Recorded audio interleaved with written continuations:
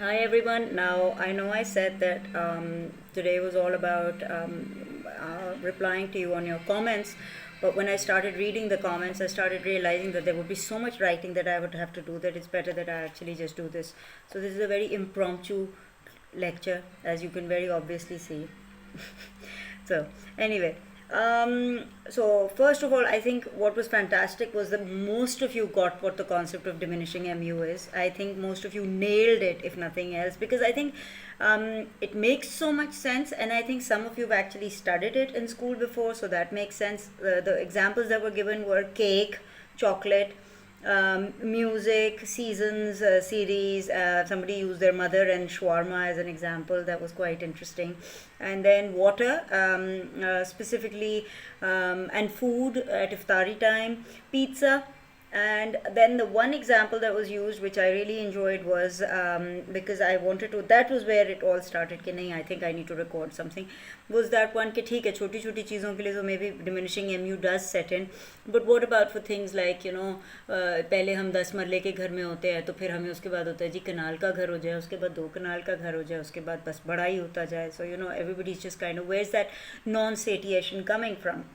I think it's a very valid concern, given the fact that one of the basic premises of consumer behavior is something that we refer to as non-satiation, which is that we will always want more and more and more and more of everything.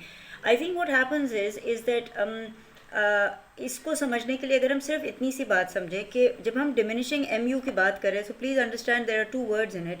One is diminishing and the other is marginal. Now remember that the concept of marginal has to be with respect to something else. It cannot be something which exists in isolation. Okay? Which means that on the y-axis, if you are consuming more of x, then you must be giving up something which is y. Now what y is, whatever y is on the y-axis, we'll have to figure that out कि वो y है क्या चीज़.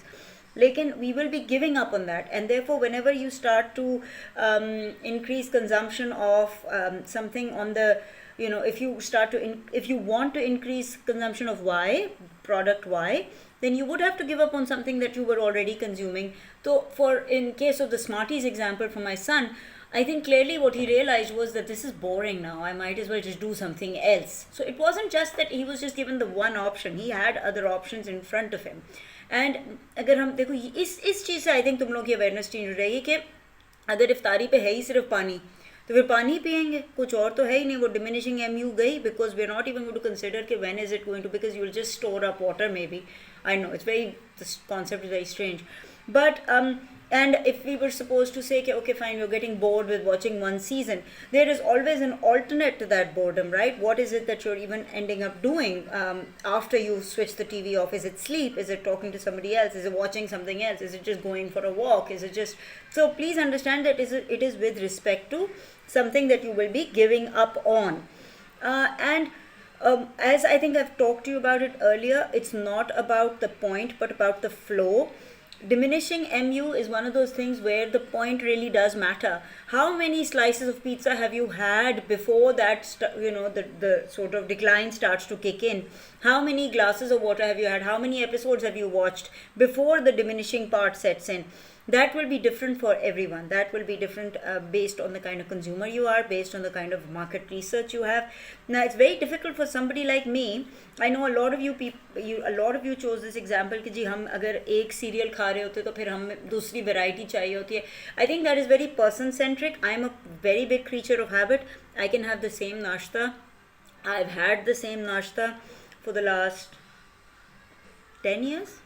I know it's very and even if I don't have, yeah, so I've had the same chocolate, I've had the same nashta, I've had the same brand of cereal, and if I'm one of those who's very skeptical of change, so it's very difficult. One of you actually used a very good example कि जब diminishing mu set in होती ही है तो फिर marketeers कैसे उसको, how do they basically make sure कि people's interest keeps, people are constantly interested in the product also.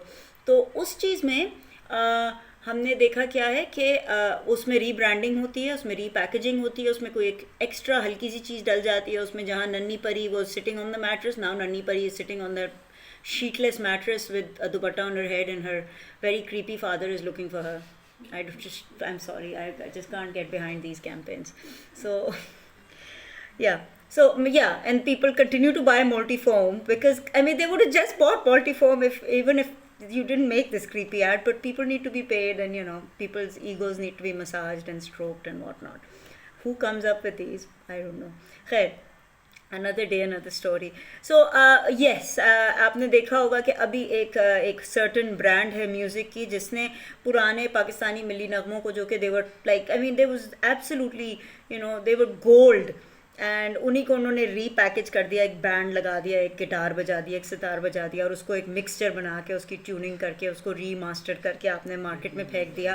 And that what it does is basically it's the same thing and you are giving it to the new generation or what not, and therefore so it's very interesting that diminishing MU does set in, but understand that it sets in for different individuals at different points in time. जैसे मुझे honestly again तुम लोग कहोगे ma'am आप बहुत bore, you're a really bore इंसान that way, that you could just kind of I mean I would love a saga जिसके कोई 60 seasons हों. So that's why maybe things like Bold and Beautiful, they would appeal to me because I'd still watch them.